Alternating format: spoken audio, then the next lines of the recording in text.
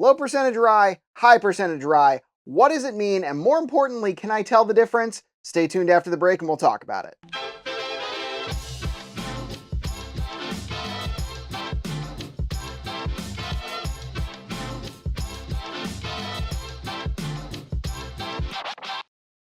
In this episode, we're going to talk about high percentage ryes versus low percentage ryes, what that means, and honestly, if I can tell the difference between the two. So we're specifically going to talk about these two. These both end up being attached to the Bourbon Junkies. This is the Ever North Exodus Rye, which is sourced from Sagamore. It is 6 years old. It is a 52% rye mash bill.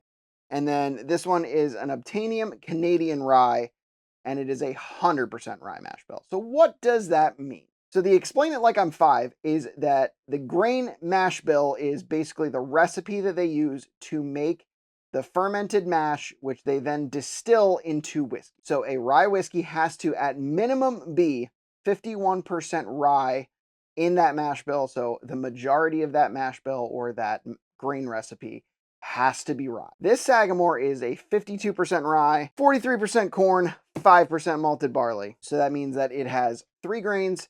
Generally, the malt is what gives it a lot of its mouthfeel, a lot of its, consistency.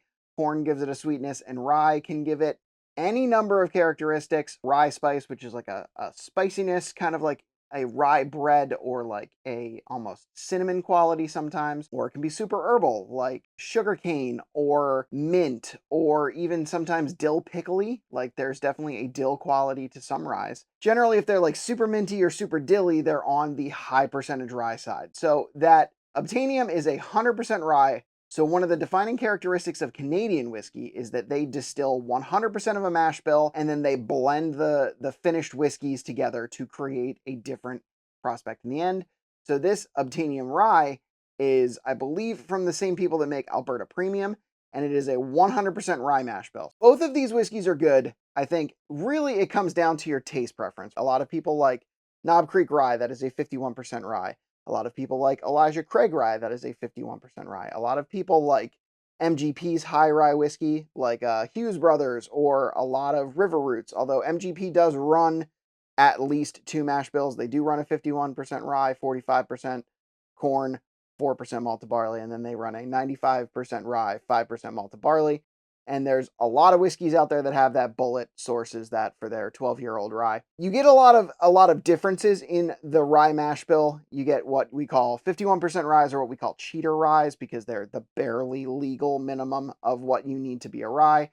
This Sagamore is just slightly past that. What we're going to do today is we are going to very quickly taste these two, and then I'm going to add a third one, which is also 100% rye, and that is this Frey Ranch. We're going to pour them up real quick, and then we're going to see if I can tell the difference and which one I prefer. So let's get into that. So I've poured them into these Glens. We're going to give it the old switcheroo. So we're going to work from my left to my right, which is your right to left. We're going to consider this glass A, and we're going to get into it. See what it smells like. This I get a very heavy rye spice note off of, like cinnamon and like rye bread. A little bit of caramel behind that, very woody, kind of almost sawdusty. A little bit of plum and graham cracker. See what it tastes like. Cheers. Heavily caramel. Definitely getting some of that rye spice. Graham cracker is right in there. A little bit of plum too. I think it's very consistent with the nose. I would say it has a little bit more proof on the palate than it has on the nose. That finish is pretty rich. It finishes with like brown sugar and plums. It's like a sugar spice plum. The finish is good. The consistency is great. I think it's got a nice mouthfeel. It's not too thin. It's proofy, but it's not overpoweringly so. I'm going to finish this off. Then we're going to move to glass B. Definitely plum on the finish. Like plum and molasses. All right, glass B. This one has a straight up graham cracker thing. It actually smells pretty desserty. Not a whole lot of proof there. It honestly is very almost delicate. Like there's not a whole lot to the nose of this one. There's a little bit of mintiness behind that, like peppermint, spearmint, winter mint, something like that. Any of the gum flavors. This does not smell like 130 proof. So I'm not sure if this is the Canadian, because sometimes Canadian whiskey can have like a very delicate quality to it. And part of that is because it's aged in used barrels. That's why you can see this is significantly lighter. I mean, you can't really quite tell on that one, but it's pretty dark. These two are both pretty dark. See what this tastes like. Very herbal, very minty, a little bit of hibiscus, kind of like brown sugar vibes too. Might have a little bit of like honeysuckle in there. It's a common rye thing for me. It does not taste anywhere close to the proof that 130 should give. The finish is a little delicate. I think if I'm expecting 130 proof, this is not what I'm expecting, but it is tasty. I actually think I light poured this one, but I have like one more sip, so we're going to make that count. There's this whiskey that is one of my weirdest favorites, Whistle Pig Alfa Romeo, that's finished in lychee and green tea barrels, and this has a little bit of that. Kind of a little bit of the astringency that I would expect from the green tea, and then it's just got like a hint of like lychee. I think it's good. I also, spoiler alert, think this is one of the high ryes. So I'm going to cleanse with a little bit of water, and then we're going to move on to C, and then I'm going to give you my ranking and guesses, and we're going to see how wrong I am. My recent blinds have not been kind to me. All right, glass C.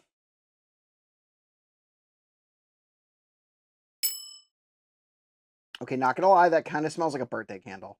Like it's got almost a little bit of waxy, a little bit of smokiness to it. Cake icing behind that. Proof kind of sneaks up on you there, especially if you get too far in. It kind of burns your nostrils a little bit. Doesn't smell super oaky. I am getting a fair amount of like plum on this one as well. I think it's very interestingly plummy. Nose smells decently complex. I like it a good bit. See what it tastes like. There's like a pop of flavor that hits you right away. It's like if they made a plum candy. Like it's like a candied plum. Yeah, kind of like a sugar plums kind of thing. A little licorice on the back end, a little anise or something like that. This honestly almost doesn't taste like a rye. Like this actually tastes, I would say, more like a Jack Daniel's single barrel proof rye to me. Like there's almost a hint of maple there. It's plum, but it's like more like a cherry plum. It's definitely got that dark like fruit sweetness of a plum, but then it's also got a little bit of the tartness of a cherry. This is much fruitier than the other two. The consistency is a little thin. It's a little short on the finish. Some plum, some molasses, some oak on the finish. So all these are within a couple proof, and honestly, I would say probably the hottest so far was the first one. Here's how I'm going to rank them. I'm going to laugh so hard if this Frey Ranch wins. A and C were definitely my favorites. I'm going to go with I like A the best. Then it's C. Then it's B. I think A is the Sagamore. I think C is the Frey Ranch. And I think B is the Canadian whiskey. Let's find out. All right, so this is 3. Okay, so I'm at least 1 for 1. 3 is the Canadian whiskey. That is the one that I like the least. Okay, all right. Then this one is 2. Which is 2. Okay, so I flipped the Frey Ranch and the Sagamore, which honestly, these two whiskeys are very similar for being entirely different mash bills. I think I probably should have figured out with the amount of plum I got on that Evernorth. Plum is something that I get off of a lot of Sagamore's own stuff. I don't know if it's the yeast they use or what, but it's definitely like super plummy. I think they are very, very similar. I think it was kind of a toss-up between the two of them. In my head, my first impression on this Frey Ranch was not great. If I have a takeaway for me from this Frey Ranch needs another redemption because it's better than I think it is. I thought it tasted much younger than it actually does, but it's better than I give it credit for. I hope that you learned something in this. I would love to hear if you've had any of these 3, if you've had Evernorth, if you had Frey Ranch, if you've had some Obtainium Canadian whiskey. I'm here for all your comments. Drop them below. Upcoming events: on Sunday, we've got the Only Drams guys, Colin and Trenton. On the 20th, we've got Cody from the Bourbon Battalion. On the 27th, we've got Pete from Dark Meat Pete. And then on the 3rd, we've got Josh from Kingpin of Smoke. It's going to be a fun time. He's going to be our first and possibly only Scotch guest. If you want to support the channel, we do have merch. We have Glens, we have hats, we have shirts. We have memberships here on YouTube. We have memberships on Patreon. If you want to get automatic entry into any giveaways we do on our live streams, joining either of those things will get you an automatic entry. If you like this content, check out our other videos. Please like and comment on this video and subscribe if you haven't already. We hope you'll join us in drinking like a gentleman. Cheers.